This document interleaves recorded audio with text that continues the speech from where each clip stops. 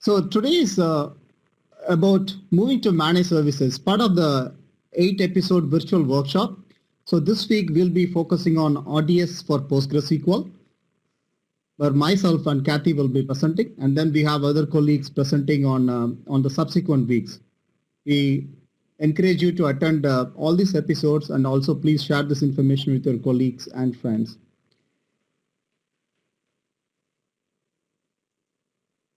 So what are we planning to learn today?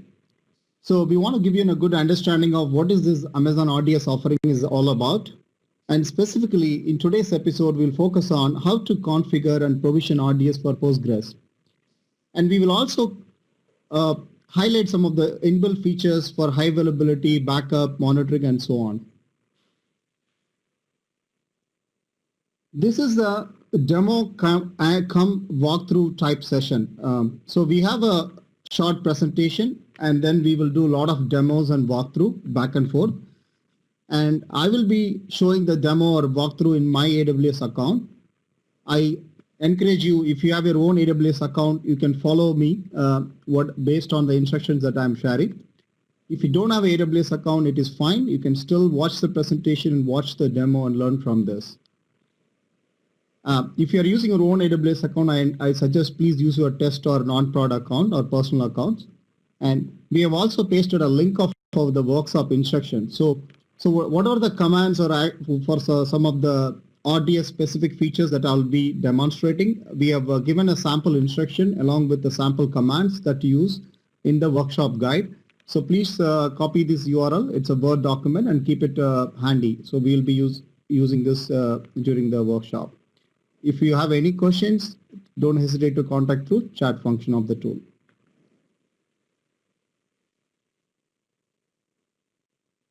Let's start with some introduction.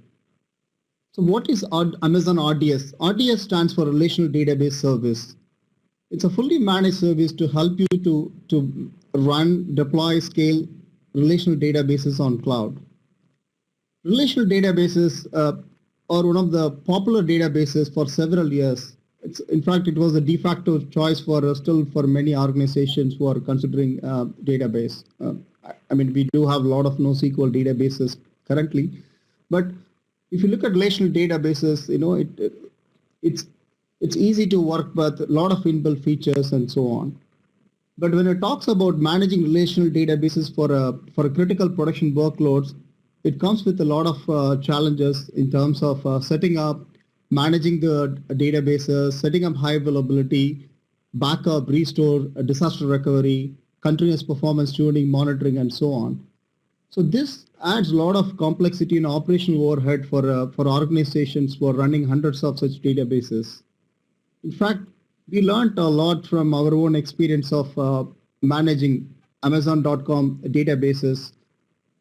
They were running one of the busiest and largest relational databases at that point in time. So with that experience, we thought we wanted to give that as a managed experience. That's how the Amazon RDS services started back in 2009. It's about 10 years ago. So initially we offered only MySQL support, but over the period of time, we added support for many engines, including commercial engines, Oracle, SQL Server, and PostgreSQL, MariaDB, and also Aurora, which is our MySQL and PostgreSQL compatible database built for the cloud with AWS innovation and with additional features and capabilities. So the main advantages of considering Amazon RDS over self-managed deployment is it basically helps you to focus on your core business applications or innovation. So as you can see, the left-hand side with the RDS, your primary focus area would be like, how do you want to build your schema? How do you design and load your data, query construction, query optimization, and focus on your core business application development. With AWS managing the databases with all these features like automatic failover, backup recovery, built-in scaling capabilities, advanced monitoring. So all these features are provided as a ready-to-use option for you. So you can use this option as a through command line or console, and it's like with a single click, mouse clicks. So this way it helps you to focus more on the application development and innovation. So that is one of the reasons we see a lot of our customers are moving from self-managed on-premise type deployments into Amazon RDS. This includes both the open source engines as well as commercial engines. The primary purpose is to take advantage of this built-in features, availability, scalability, which I'll be talking in a while, and also to reduce the operational burden of managing these databases at scale.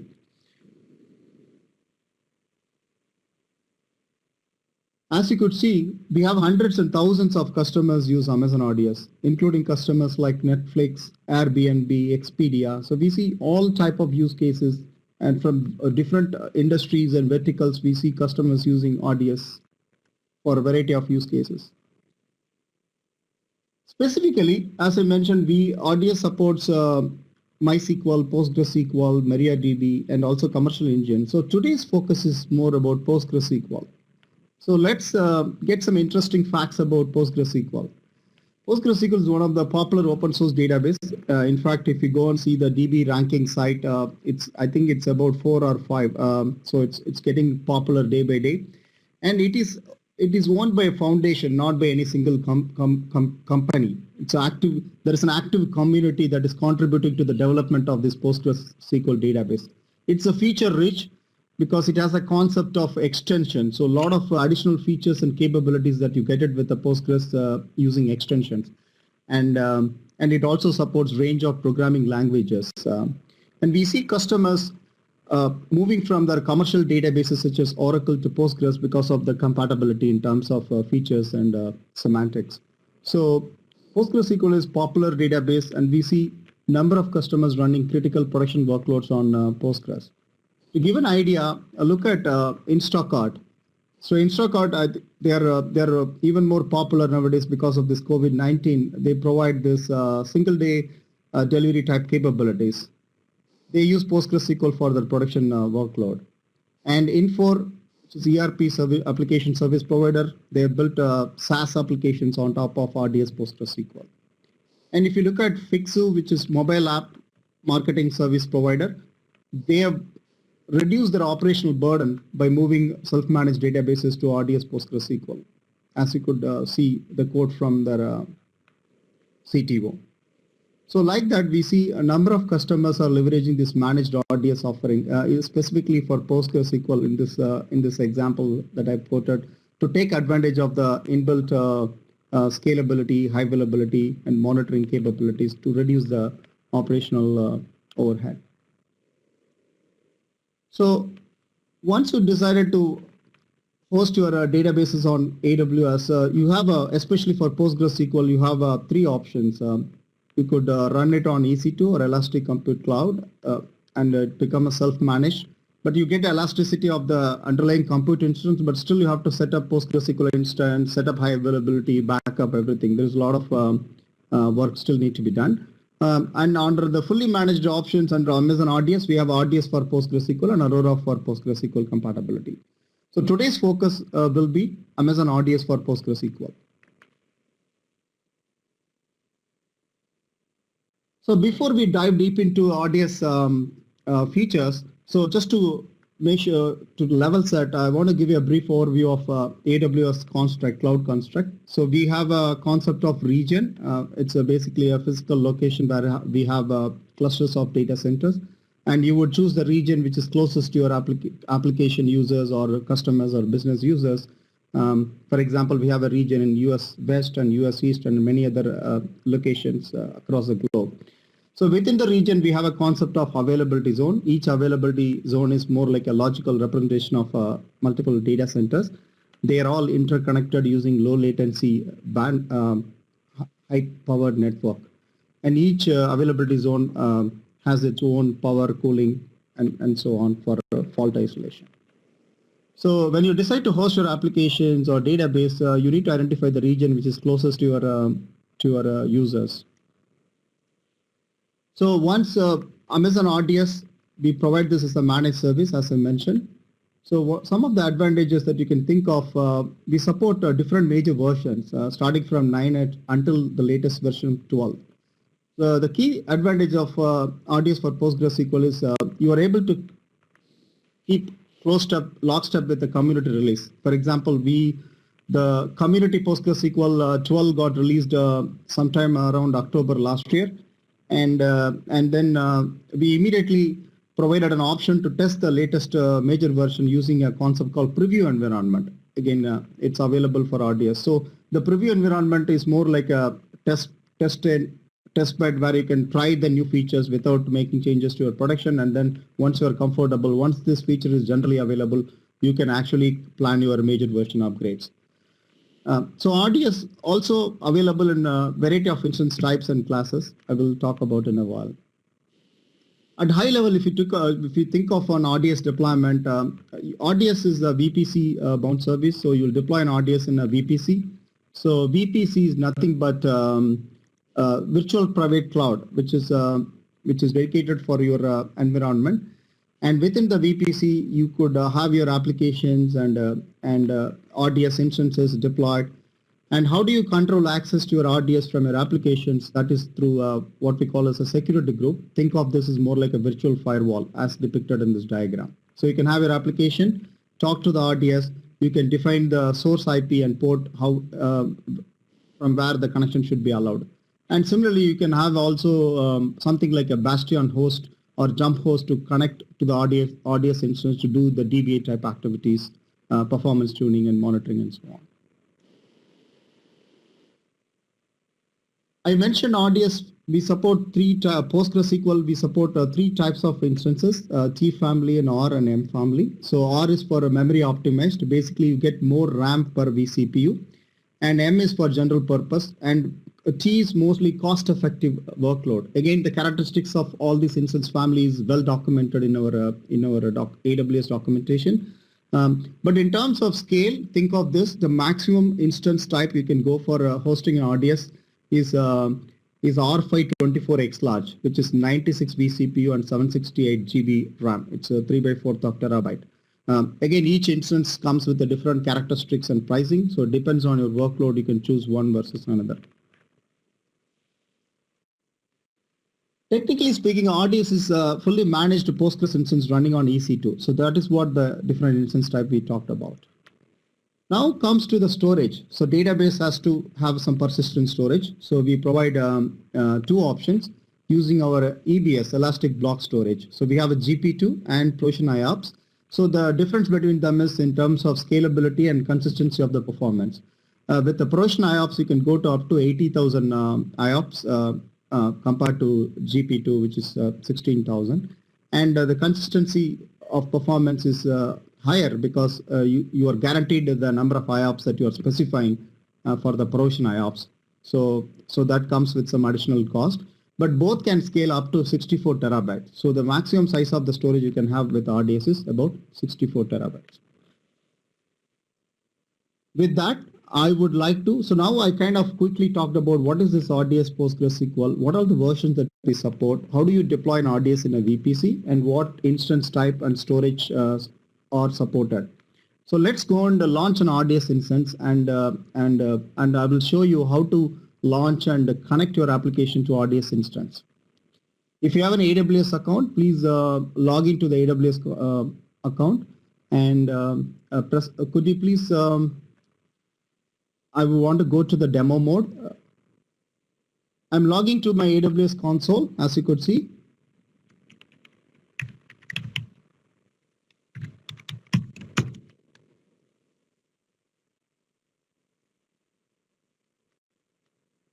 I hope all of you can see my screen. I'm going to do this demo and walk through an Oregon region, which is US West 2. Hi, Gowrie. We see your screen great, but there's that black bar in the middle there. If you can. Oh, sorry. Yeah, I'm going to minimize this. Thank you for pointing, Kathy. So let me, once you go to the RDS console, you see this dashboard. So please click Create Database.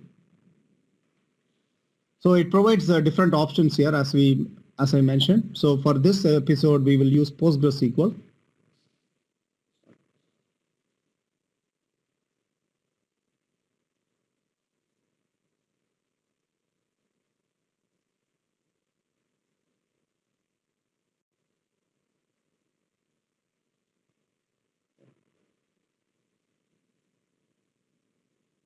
Sorry, I'm getting some intermittent error.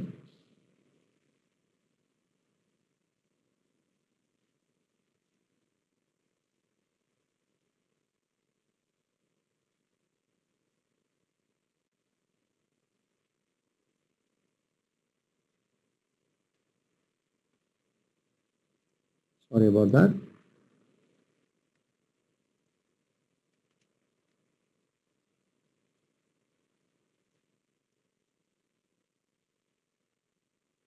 Kathy, you're able to log in?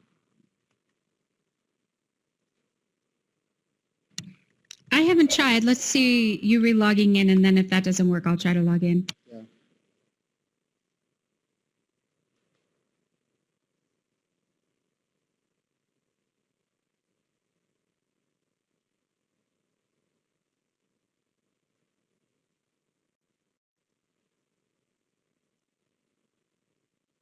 So I'm going to choose PostgreSQL, and then let's choose version 11.8 R1, which is the 11 major version, latest minor version we choose.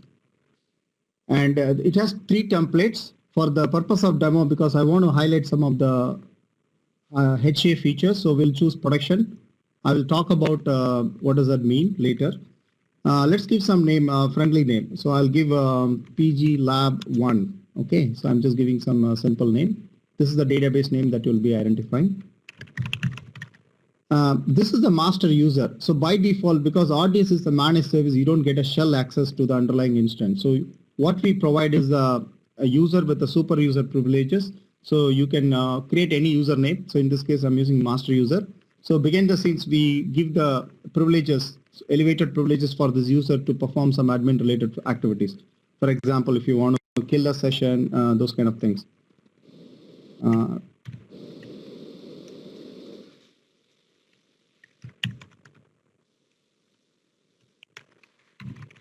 So I'm going to give some password. Please remember this password. So this is where I'm going to specify the instance type, right? I talked about different instance classes and types. So let's go with the M class, and we'll talk the smallest size, M5 large. There are 2 types of storage I mentioned. Let's choose general purpose. Initially, let's give 100 GB. RDS also supports capability for automatic scaling of storage. So if your storage goes beyond certain thresholds, you can it will enable auto scaling up to the size you are mentioning. So as I said, maximum you can go up to 64 terabytes. Let's say multi-AZ. So this is the part I will explain. What is this multi-AZ? Basically, it provides HA, inbuilt high availability. Every AWS account, we have something called default VPC. So let's use this for our testing, default VPC, so that you don't have to worry about provisioning. And also let's use the public accessible equal to no. So basically you want your database to be accessible only within the VPC, then you should say no, because you don't want to expose your database to a public internet. Then security group, I talked about a virtual firewall. Let's create a security group, RDS PG test SG. Let's give some name and use the default port. Rest of things, let's keep it default. And RDS automatically creates some initial database. You can create later also, but you can specify. I'm going to create as a my lab. And the parameter group. So default or Postgres, you have a PostgreSQL.parameters. All these parameters, we have a minimum recommended parameters we pre-configured. So that comes as a default parameter group. Kathy will talk about more this in the second episode about parameter groups management. So the other settings like backup, please enable. So let's leave all the settings default. I will talk about these settings in the subsequent portion of the episode. One thing to enable is log exports. Postgres writes your engine logs, like any warning, exceptions or going to the engine log. If this setting will enable sending the logs to CloudWatch Logs, our logging service, so that you can do analytics and long-term retention and stuff. So let's keep all these settings default. Make sure that performance insights is enabled.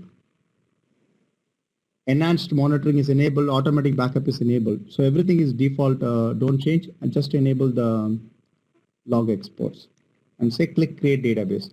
Please remember it is going to incur some charge in your environment. But after this workshop, you can drop it.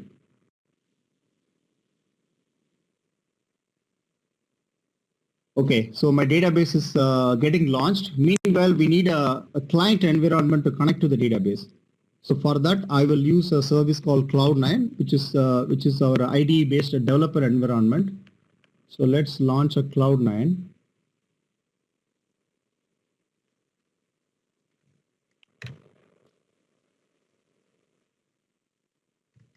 So I'm giving some name. The Cloud9 behind the scenes using EC2. So this way, basically you can use all Unix level commands in this Linux commands. So I'm using T3 small, which is good enough.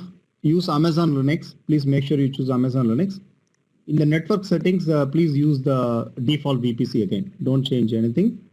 So this is the more like your jump host or bastion host where you will install your client tools to connect to the database. So I'm gonna launch this environment.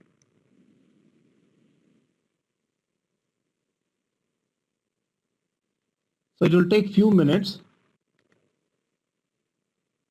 Meanwhile, let's go to the console.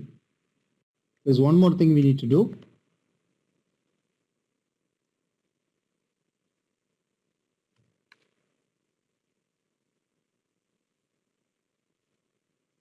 We created an RDS instance. We created a security group. We need to allow access to the RDS instance. So since we use the default VPC, so security groups. So this is the one we just created. Let's edit the inbound rules and add a rule.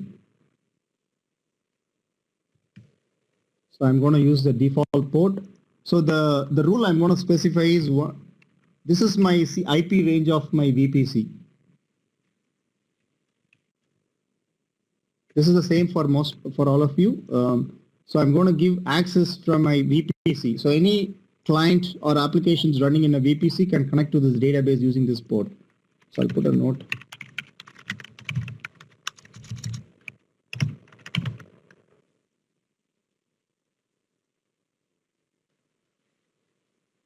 Cool. So this is done. So it takes, let's wait for this gets provisioned. So I think by then the PG environment gets provisioned.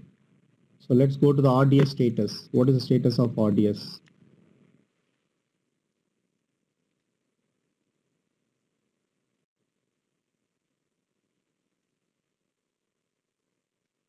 Yeah, so it is in the process of provisioning, as you can see. EG Lab 1. So it is still in the processes, but let me show you a few things here.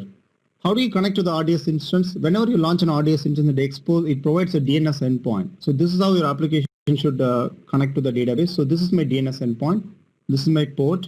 This is the VPC which is running. And this is the security group that we just modified currently. And you can also see the configuration, like, what is my CPU memory, what's my version, all the details, and all of the features that is enabled, everything you can see through console. So the nice thing about is RDS provides all the APIs which you can automate, use it in your automation scripts to monitor and and review them periodically. So that is possible. So it supports all API actions through different programming languages. So we got this. So while this is getting provisioned, I want to just go back to the presentation mode. So RDS provides inbuilt high availability. So if you look at high availability is an important aspect for any database environment, for productions in particular, right? Any outage or issues to your database will have a huge impact to your business. If you think of setting up high availability is one of the most complex and challenging part, both setup and continuous monitoring and management from the DBA's point of view when you consider on-premise deployments. Because different database engines, different failover or HA solutions, specifically PostgreSQL, you could use Val-based streaming or you could use synchronous standbys, or you can use some third-party failover clustering. So there are different solutions available, but each comes with additional complexities in setup and managing. But with RDS, we have a concept of multi-AZ, which is an inbuilt solution. All you need to do is just enable it. I talked about the production deployment when we walk through the RDS console. So if you choose production, basically we launch RDS in a multi-AZ setup. So what does it mean?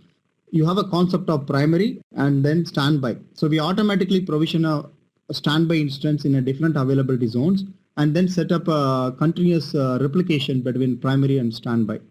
So this replication, the RDS uses EBS as a storage volume, which I mentioned. So we use a synchronous storage-based replication so that there is no data loss due to that. This, you don't have, from your point of view, you don't have to do anything. You just need to continuously monitor. You just need to set up, and then RDS automatically monitors if there are any infrastructure issues on the primary instance, or if there is an availability zone issue. We automatically promote the standby instance as the new primary, and then set up a reverse replication. Basically, the role reversal happens. So the old primary gets replaced if there is an infrastructure issues. So the entire process is automatic. As I mentioned, as long as you are connecting to the database using DNS endpoint, it is transparent to your application. So you don't have to change any IP or configuration from the application point of view. So typically, how long it's going to take the failover? Usually it is 1 to 2 minutes, but also it can vary, depends on the type of activities it was going at the time of failover. So when it fails, obviously we need to reboot the standby to make it primary, and as part of that, there is a instance recovery happens. Like relational database, as you know, when the instance recovery, it has to apply the val logs, write-ahead logs to bring it to the consistent point. And also there is a DNS propagation, because you're connecting to the DNS. It was previously pointed to the primary. Now it is pointing to the secondary. So let's see this in action, the entire thing, how the multi-AZ works. Hey, Gowri, before you do some of that around the multi-AZ, a real good question here. What are some of the best practices when it comes to multi-AZ?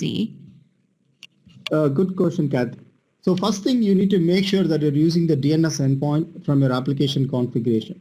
Second, when the failure happens, the DNS is going to change the IP. So we see certain applications, Java-based applications, they tend to cache the DNS IP, which makes it install, right? Then they try to connect to the old instance even after the failover, then the connection will fail.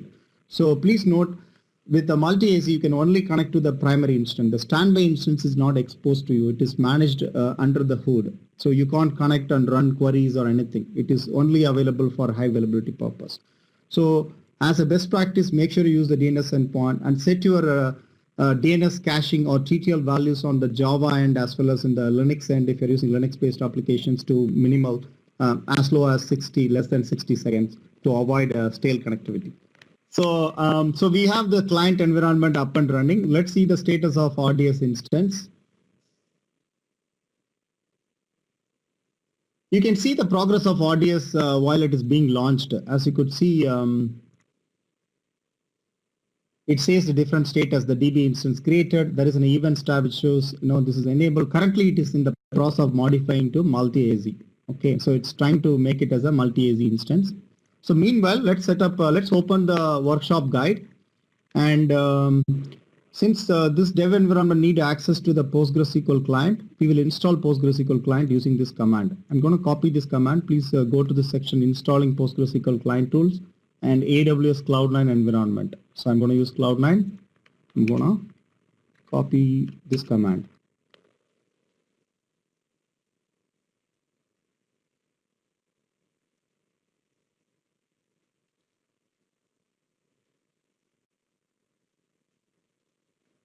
That's it. So it has the pSQL, which is the PostgreSQL client utility, which is set up now.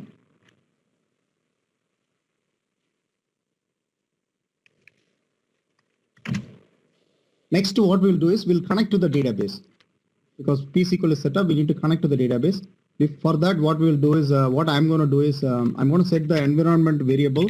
If you are familiar with the PostgreSQL, it supports environment variable. So I'm going to connect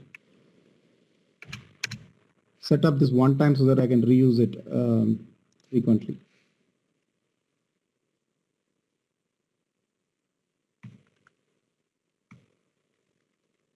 So PG host, that's the DNS endpoint of the RDS instance.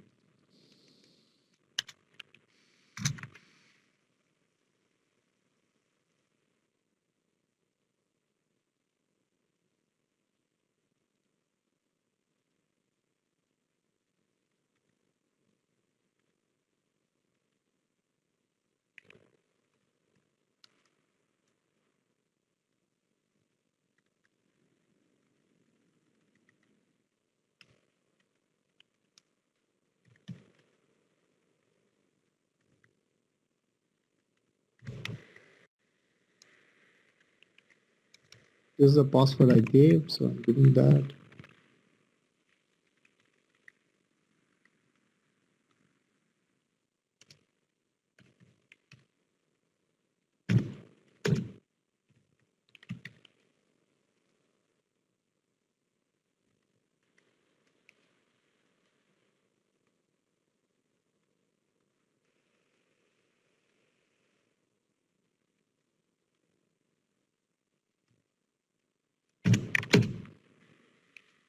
Okay, so I set up an environment variable.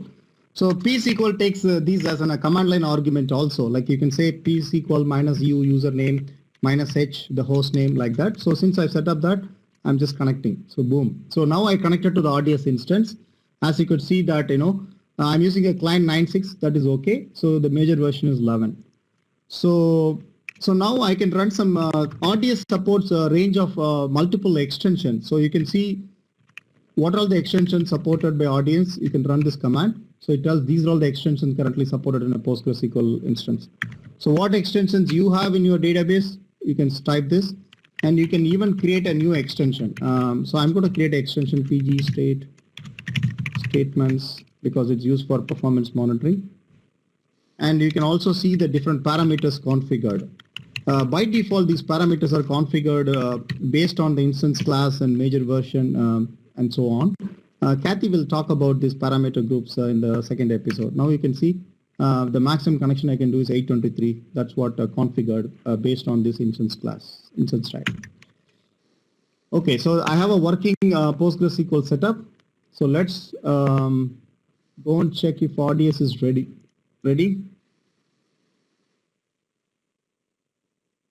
So we'll have to wait for the status to be available before we do the next test. But let me walk through what I'm going to do the next test. And I have some commands for you to try out just to show at the command line how to retrieve the details. So you don't have to rely on console to get all the information.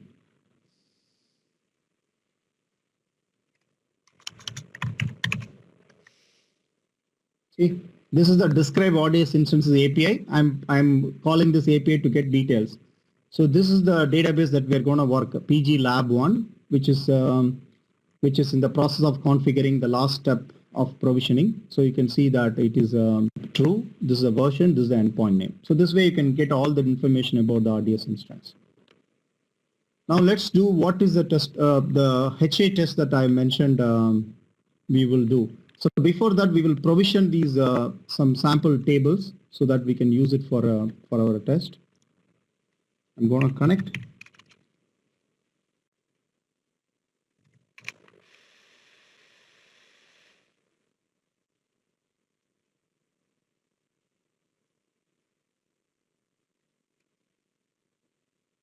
Okay, so I created a two table, orders and products, some with some dummy data basically. So these tables are created. Let's do a count star from orders. Okay, about 50,000. Okay.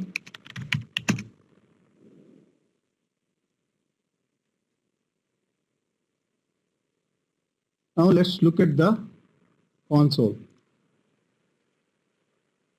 So it is backing up. It's in the final stages. If you're following me, I don't know what is your current status, but technically you can start your testing. But so before that, let's look at what is the script HA testing that we will be doing. So I'm going to run a simple shell command, Linux shell script, which is going to probe the IP address of the DNS, RDS DNS. You see the NS lookup. And then I'm going to connect and running some queries. So while this query is running in a loop, I'm going to trigger a failover. So the good thing is RDS automatically failover in case of any issues, but you can also trigger a manual failover. So one of the best practice while building your applications, as soon as you set up an RDS multi-AZ, please test your application during the failover. So that is what we will be doing today.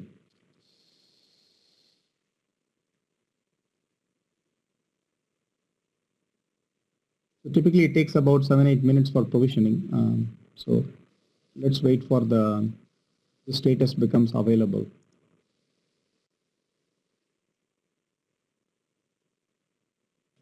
Hi, Gary. While we are waiting, that black box is still kind of in the way. I'm trying to minimize. There is no option to minimize, unfortunately. I'm just trying to figure out. Okay, that works. I think you're working around it. We can see everything.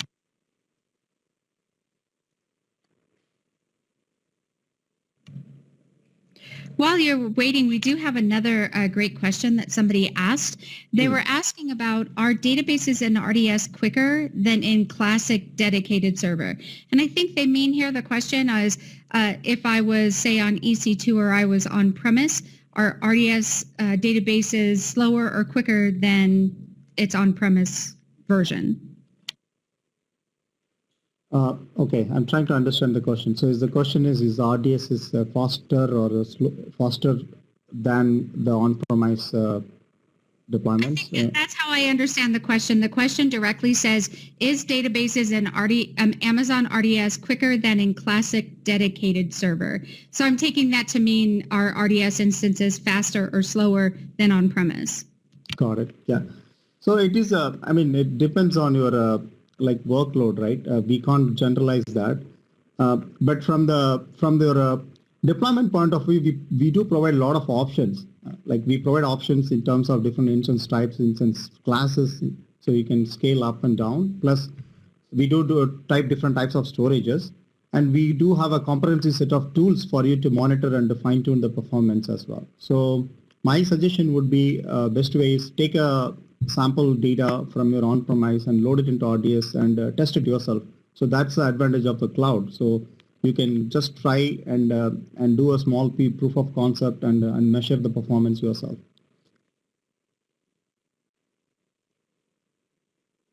Okay, the good news is this is available now. So the multi-AZ, as you can see, this is the database. We are in region AZ US West 2C, and it is in available and configuration. You can see it's a multi-AZ enabled, multi-AZ equal to yes. So we are going to trigger a failover. So before that, let me start the script. I'll go to my Cloud9 environment, copy paste this script.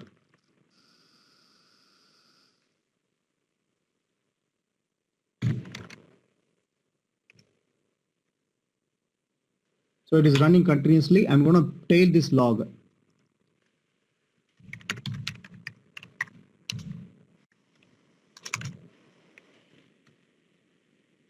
You can see it is connecting to the database using DNS endpoint, and it is doing a simple NS lookup of the DNS endpoint. It is pointing to an IP.225. So this is nothing but the primary RDS instance IP, and it is able to query, as you could see. Now let's trigger a failover through command line. So what I'm going to do is I'm going to do a reboot. When you reboot an instance, it gives an option reboot with a failover. So I'm going to do that. So what it does is it is going to automatically promote the standby as the new primary. So let's see what happens here. Sorry about this small thing which is blocking. I'm not able to change it. So it is able to connect. Now I triggered a failover. As you could see, now the connection, I'm no longer able to connect. See, I'm not able to run this select count star from orders. The IP is still pointing to 8.225, 172.231, 8.225, as you could see. So it's about 43. Yeah, so now the connection is back. Now you see the IP is changed, 172.31.25.244. So I'm going to cancel just to give an idea. So it started around this time where the failover started, like you can see the time 43, and then you can see that 43 minutes 43 seconds to 44.207, about 30 seconds I'm able to connect, the IPs got changed. So the multi-AZ is automatically kind of promoted the standby instance, and my application is able to connect. Boom. So it's so simple. As long as my application is able to reconnect like how I've designed, it is relatively straightforward process or transparent process to the application. I hope this gave you some idea how the multi-AZ works. Can we go back to the presentation mode, please? Scale. So then another important feature of RDS is ability to scale up and down, right? Often we see customers running critical workloads, like take an example of an e-commerce company. They do have a scale event periodically. So whenever they need to do need to handle certain traffic upscale, either planned or unplanned, they have an option to scale their RDS instance. So when you talk about scaling, you need to look at these 4 dimensions. Like if your workload is memory heavy or CPU heavy, depends on that. You need to choose the right instance size. And also, if you need to involve a lot of data transfer between the instance and your application, so you also need to look at the throughput of the underlying instance in terms of network bandwidth, and also the IO. If it's a write heavy or read heavy, do you need to add more instance for the based on that? Like you need to choose the appropriate storage type, or even allocate more IOPS for your workload. But the idea is there is an options that AWS provides range of options for you to scale to meet your business demand. Next slide, please. So in terms of scale, compute-wise, you can go, as I mentioned, you can go up to R5 24x large, which is the maximum configuration currently supported. On the storage, you can go up to 64 terabytes. So the nice thing is about after this peak or the peak or scale event is done, you can scale down. You can that way you can manage your cost. So both scale up on compute and scale down is possible. On the storage side, currently we do not support the downsizing your storage. So that is something to keep in mind. Please go to the next slide, please. So another common use case that we see with scaling pattern is use of read replicas. So remember, with the multi-AZ, you have a primary and standby, and all your reads and writes go to the primary instance, right? The standby, you cannot use it for any other purpose other than for high availability. But what if your workload has a lot of reads? You have a business users are running a lot of reports. You don't want to create a lot of contention on a single instance. And plus, you can scale vertically to the maximum instance type you can, but after that you cannot do, because the relational database doesn't support natively horizontal scaling. In those type of scenarios, we see customers using read replicas.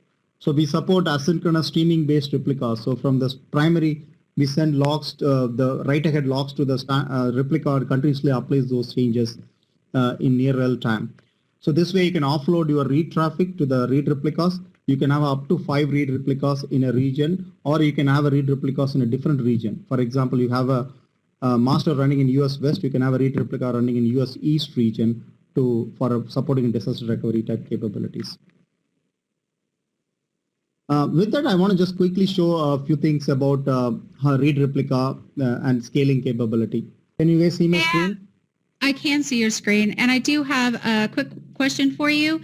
Question has come up. So is there downtime when you are provisioning a read replica? Is the question that's asked. Got it. So there is no downtime, because when you do a read replica, we automatically take a snapshot from the primary instance and we copy it, and then we synchronize the logs. So there is no downtime. So you can plan this read replica anytime. Also, you can, if you don't want read replicas after, let's say, the peak period is over, you can also decommission. So there is no impact. There are also, I talked about scaling storage. I'll just show you in the interest of time how to modify the instance. So all you need to do is, if you just go there, it's all click of the button.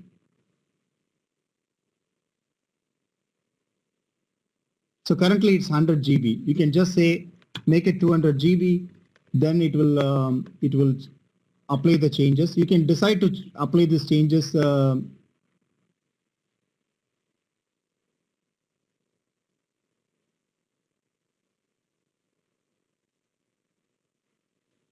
okay, this thing is frozen, but basically you can apply these changes immediately or during the maintenance window that you specify. So both options are supported.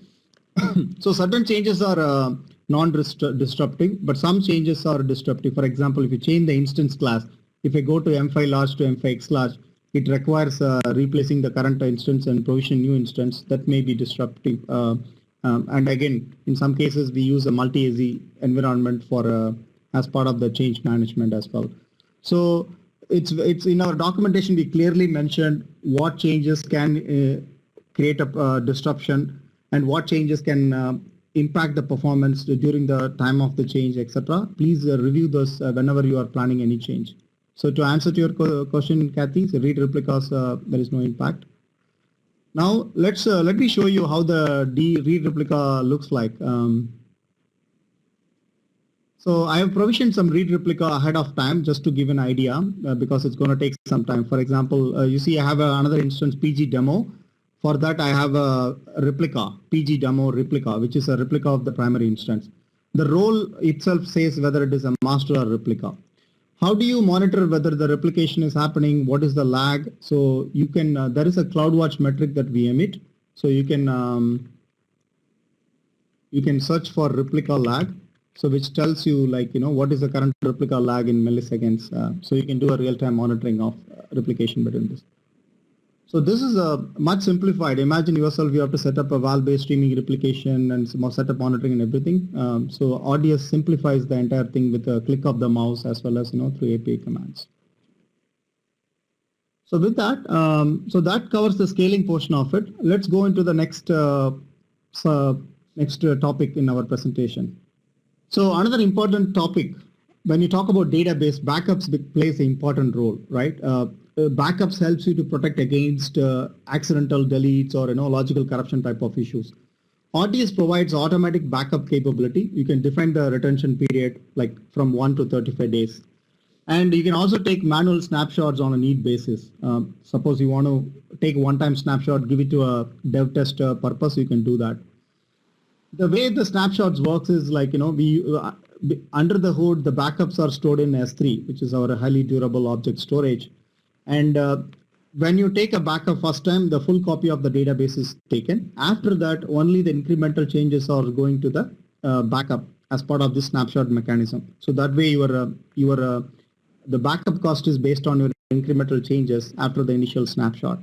You can also copy the snapshot, share the snapshot to other regions. We often see customers, periodically take the snapshot from one region and move it to another, copy to another region for disaster recovery type use cases. So that's possible.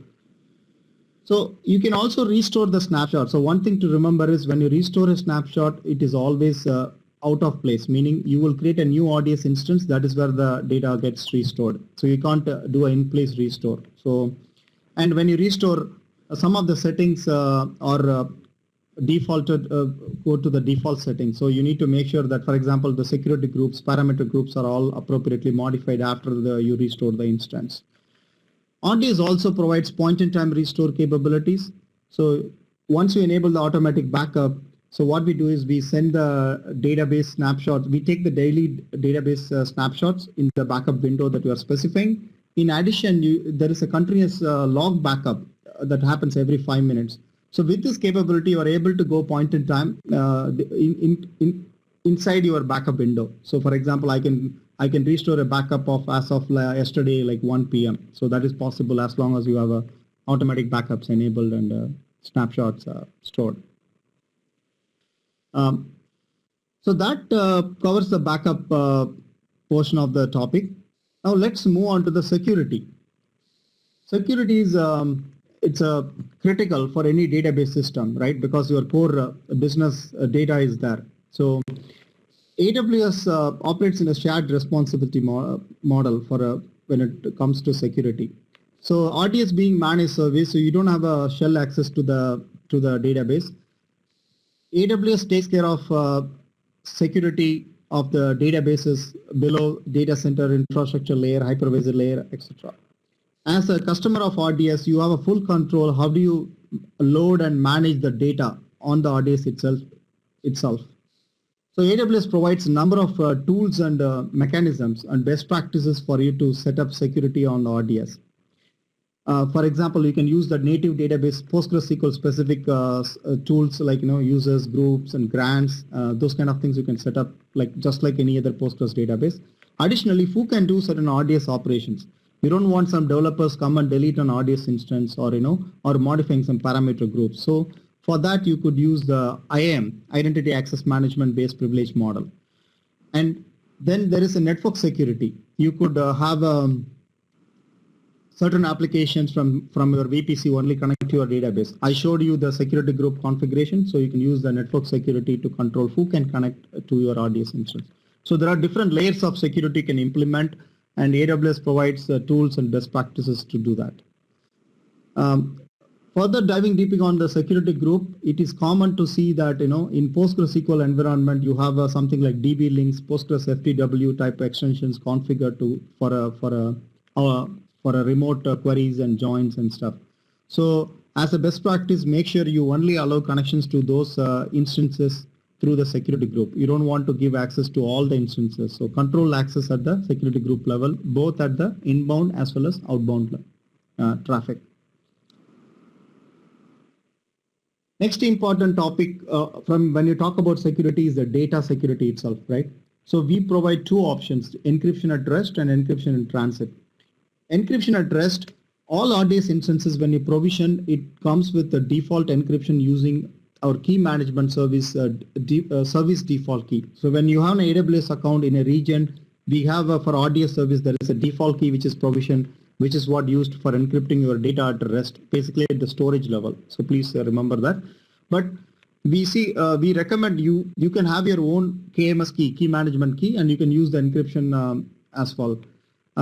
Use of KMS your own key is mandatory for use cases where you want to share the snapshot from one account to another account, because you need to have access to the key for the snapshot to work. So it's always recommended, and we see customers using their own keys for encrypting their database. On the encryption and transit side, RDS provides an SSL certificate, a root certificate, which can help you to use it for enforcing SSL connection for your client. Like if you're an application using JDBC, ODBC, you can use RDS root certificate to make sure that your client is trusted and there is no spoofing attacks and so on. Plus, you can alternatively force the SSL connection using a parameter called RDS.forceSSL. Once it's set to 1, it does not allow any non-SSL connection. So basically you have both options, encryption at rest and encryption in transit. In addition to that, you can also use native Postgres specific features as needed. Another useful tool that we see a lot of our customers using is Secrets Manager. When you talk about relational databases, when you talk about hundreds of databases with the hundreds of users provisioned and managed, it becomes increasingly complex to manage the credentials, especially if you are compliant to security regulations and you have a policy to periodically rotate the credentials. It becomes all the more difficult. We see customers hard coding their credentials in a Java applications, which makes it difficult to identify and rotate the credentials.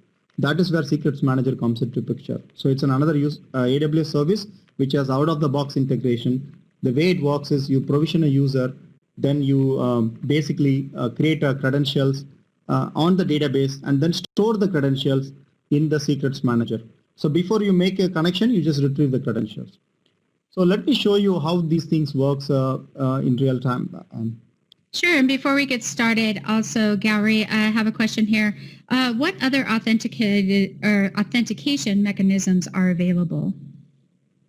Good question, Kathy. So in addition to the native database credentials, we also support IAM-based database access. So IAM is Identity Access Management, which I said.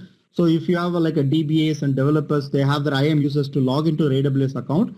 You can also allow them to log into the database using this IAM authentication mode. This is an option you need to enable. In fact, we have in our documentation, it clearly explains step by step how to do that. The other option is that we also support integration with the Kerberos. That means if you have an Active Directory-based integration authentication mechanism, you can use the AD integration option as well. Remember, these are all authentication options. The authorization, like what permissions they can do within the database, is still governed at the Postgres database level, like what table they can query and so on. So use the grants and privileges natively available on top of that. So with that, I'm going to show how to connect to an RDS instance using SSL. So it is just a two-step process. First thing, I'm going to download the perm file. This is the perm file which is RDS provides. So you need to store this in your SSL trust store, or you can specify in the command line path as well. So I'm going to just store the show this. Remember the settings, SSL mode verify equal to full. So this shows that, how do you configure SSL. I mean, what verification mode you wanted the client to use. The full gives the maximum protection. You can see that SSL verify full kind of makes this as full verification. We can also the cipher used, in this case TLS 1.2. Basically RDS supports TLS 1.2 for SSL connection. So this way you can make sure your client applications are using SSL for a maximum protection. I also want to show you, like I talked about backup. There may be questions comes. How do I know, what is my backup restorable time? How soon I can go? What is my latest restorable time? You can see in the console. You can see this is the backup, automatic backups. Currently it's okay. I'm in a different instance. I'm going to the PG lab one, which we created. There is a section called maintenance and backup. So you can see as part of the database provisioning, it also took a first snapshot. The latest restorable time is about 2:04. So this is like, as we speak, 5 minutes early. So this is the latest restorable time. You can see this way you can know how soon you can go back to your backup. I will show how the secrets manager work.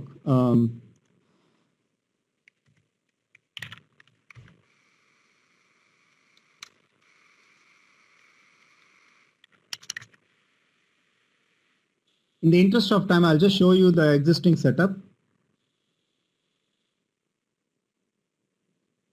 So the way you create a secret is, for example, I can create a new secret. You can say credentials for RDS encrypts. Let me create a user, master user. This is what I've provisioned. So I'm going to give the password. This is the database password that you set up. So dbadmin123. Then you can choose the database instance. So it automatically tells you like what are the instances it created. Then you give some dummy name, test secret. So this is the logical name or identifier through which you can retrieve the secret. You can enable automatic rotation or disable. So again, you can always enable later also. For the interest of time, I'm just say disable automatic rotation and create secret. And programmatically, how do you retrieve the secret? There is a sample code available, so which you can embed in your code to retrieve the secret. I'm just saying click next. That's it. So this secret is there. Anytime you can retrieve the secret using the console or through command line. For example, when I retrieve the secret, it gives me all this information. What is the endpoint? What is the username? What's the password? So with that, I make a connection to the database. So that's how the secrets manager works. The last portion of today's walkthrough is monitoring. So monitoring is RDS provides comprehensive set of tools. Starting from the top, you can see enhanced monitoring. I'm going to walk through a demo of all these tools, but high level, you think of this. Enhanced monitoring gives you OS level metrics at like 1 second granularity. Then we have a performance insights. If you want to do identify what is the bottleneck in your database, what are the top queries waiting on CPU or other database IO related wait events, you can use performance insights. CloudWatch logs, you can send the logs to CloudWatch periodically for further analysis and long-term retention. And then you can also set up CloudWatch alarms, like what if your CPU utilization goes down about 25% or 70%, you want to be notified. And then there is a default CloudWatch metrics which give you information about CPU utilization and other like number of database connections, etc. So the idea of all this tool is RDS gives these tools for that you use it to continuously monitor your workload, and it helps you with the sizing of the right instance types, right storages, and also tune your query so that you can take maximum advantage of this instance, right? You don't want to over provision as well as you don't want to under provision your instance to meet your demand. So these tools are helpful in managing this. So let me walk through some of the options that we have in terms of monitoring.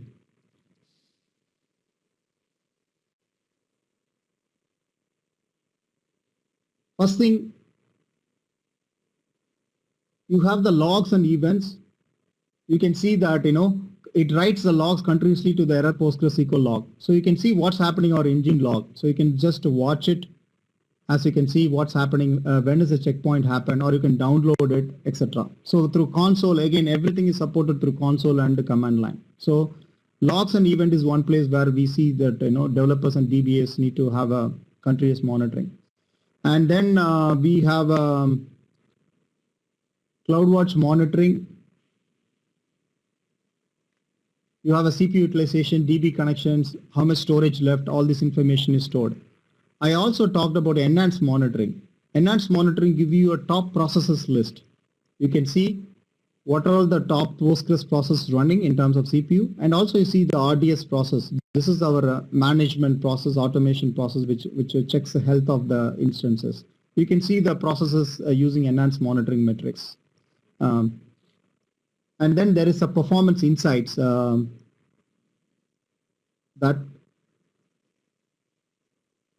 give you a top weight events.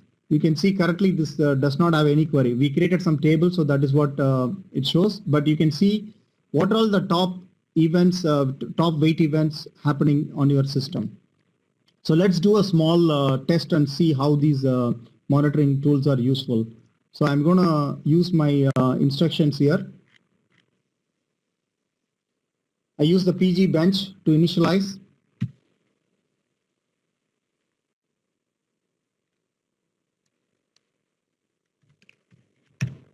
PG bench is the tool which is provided by Postgres for benchmarking. It's quite a useful tool. You can use your custom scripts, but I'm using the default tables.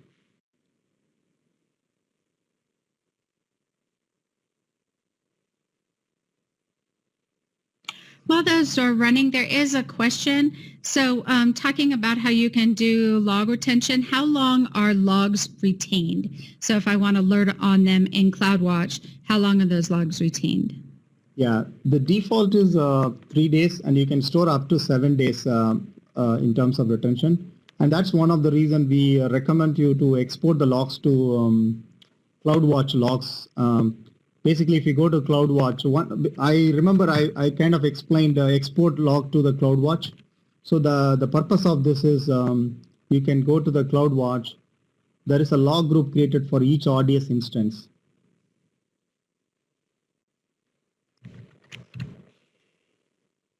This is the one today we created, PG Lab 1. So you can see that the logs are continuously streamed to the CloudWatch. This is, you can store it for longer retention. You can also try analytics. For example, I want to know how many checkpoints happened last a few hours, right? So I can use this CloudWatch logs insights, and then I can run this query like this. This is the sample command that you can run on top of that.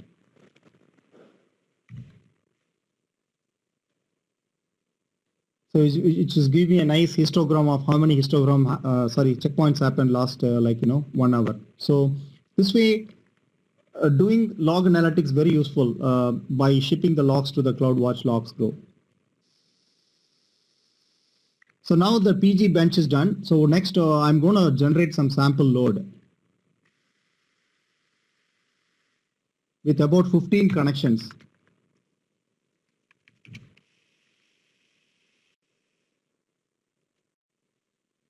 Okay, so it's running this. So let's look at some of the graphs now.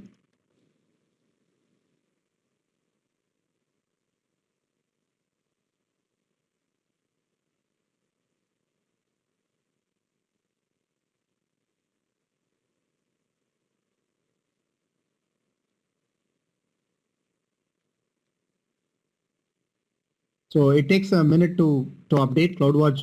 The statistics metrics are collected on a minute basis and averaged out.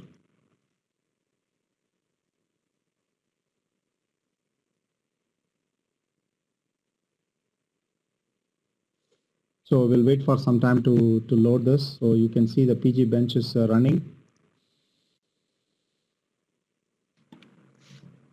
And time check, Gowrie, we're at about a quarter after the hour. Sure. I'll be done in a few minutes. So while it is coming, I also want to highlight, RDS. So in addition to the standard Postgres, some of this monitorings, there is also some features like, that are unique to RDS PostgreSQL. So there is a extension that we provide RDS transport. Basically, you can transport the databases from one RDS instance to another RDS instance. It's called PG transport. The idea is like if you want to move databases from one RDS to another RDS instance due to performance or for other security reasons, you can do with a minimal downtime. So basically, this while transferring the database, we make the source databases in a read-only mode, and then we use the networks to transfer in real time, which is much faster than using the PG dump restore type option. And also, like if you have a data that is in a S3 bucket, Amazon S3 bucket, you can directly import into RDS PostgreSQL instance. So which is the advantage? RDS being AWS managed service, we have the out-of-the-box integration with some of the other AWS services like S3, which makes it easy for you to build cloud-native applications. For example, you can import the data from S3 into an RDS table, and then you have your application running in EC2 or Lambda to query the data along with other tables, just like standard RDS. As you can see, there is a spike in CPU utilization. It is gone about 30 because of the PG bench workload. And you can see the DB connections also, it's slowly rising. As you could see from one connection, it went to up to like 8. It will go up to like 15 now. So this way, when the database is running, you can also see the read-write ratio, the CPU utilization, everything. The last thing I want to show is the performance insights. So the performance insights is a useful tool, as I mentioned. So as you could see the real-time graph, what's happening on your database. Basically, it samples the database activity on a second basis and give you this report, nice report. How many average active sessions happens and what's your maximum CPU? So in this case, we are running, it's a 2 is the maximum CPU because that's the number of CPU we have. And you can see, you can just select this and it will tell like what's happening. You can see these are all the commands that is being run. There is update PG bench branch, update PG bench account. So all this activity is happening, and these statements are waiting on these wait events. If you see there is a lot of sessions waiting on CPU, that means you are bottlenecked on CPU. So you can have a different view, slide by SQL, slide by user, etc. So it's a quite useful tool.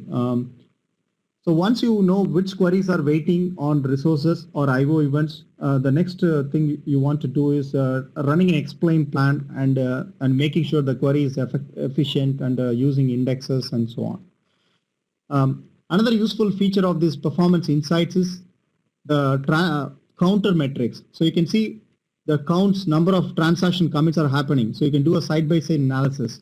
It provides about tens of metrics, like how many checkpoints happen, how many tuples selected, deleted. So you can choose whichever metric you are interested in, and you can see in real time, as I am showing it here.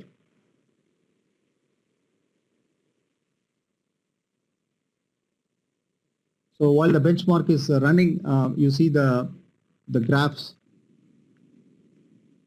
with the different wait events. In most of the cases, it appears to be CPU is the top wait event here because we are running more than what the CPU can handle. So I talked about the PG transport extension and then Amazon S3 integration. Now let's open it for a Q&A. Kathy, do we have any questions? Yeah, let me go through and get some questions while we are answering. It's good too, if you notice, we have additional poll questions up. So we'd really like to hear from all of you to have you answer those while we're doing that. Let's go down here. Get one of the latest ones here.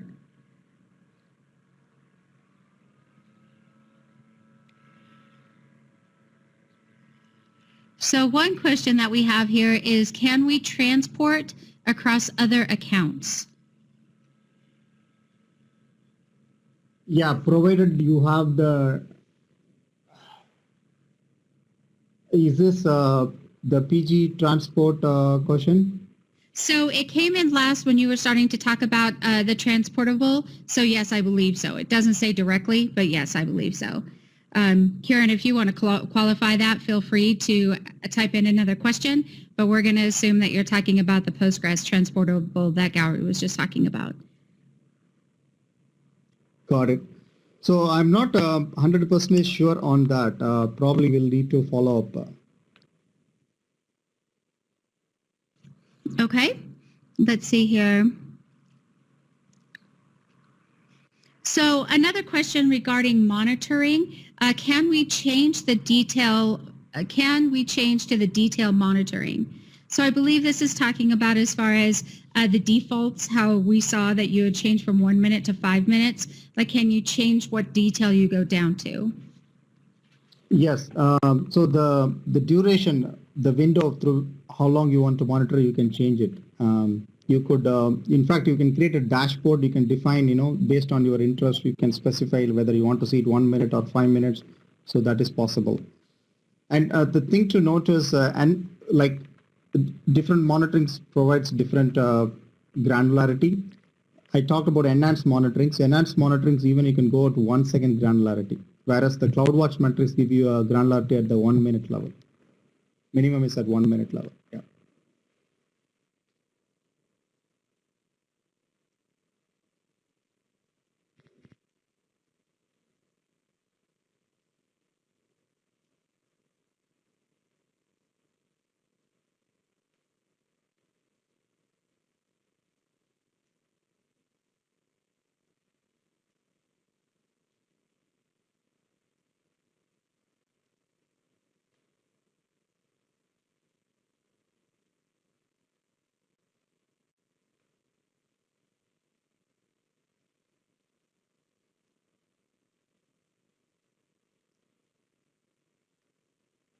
So while the next episode, we plan to cover more on the migration aspects, as well as some of the common DBA tasks that you would be doing on a PostgreSQL instance. For example, how do you manage parameters? How do you manage versions? Because RDS PostgreSQL supports different major versions, as well as we continuously provide updates in terms of minor versions. So those aspects we're gonna discuss in the next episode. Yep.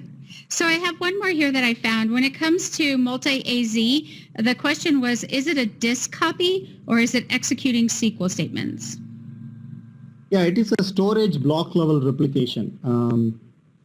So it's not a SQL copy that we are doing. So typically what you're saying, SQL type copies are more done in the logical replication areas, right? So this is a storage level, block level replications. Okay, great.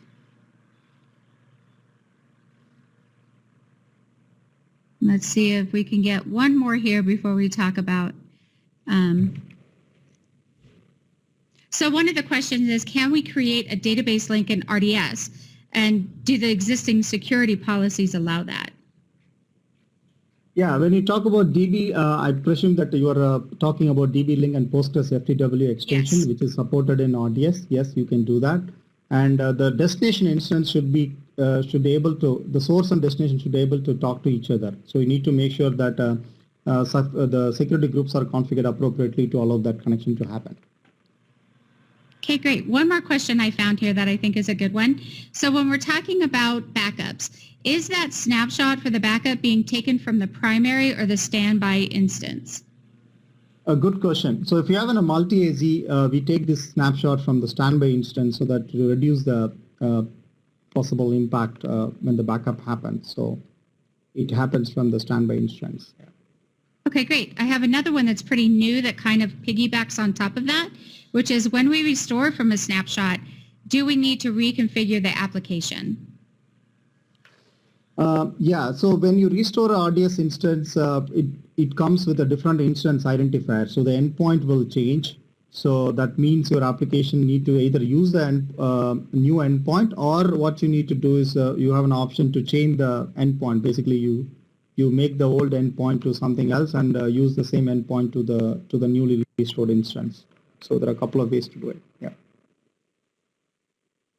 Okay, great. So I'll go ahead and finish up what you were talking about, which is our next session is on Wednesday, when Gowrie and I will be here again, and I will be presenting on not only give you a quick intro again for people who haven't been here, but then go into upgrades and then take a look at DBMS, or our database migration service. And for me, I offer my thanks for attending and so many great questions. Gowrie? Yeah, thanks, Kathy, and thanks everyone for attending this today's session, and thanks for showing interest. Please let us know your feedback, as well as if you have any follow-up questions. If you want us to reach out, please fill up the survey. So we're happy to assist you in this move to managed services part.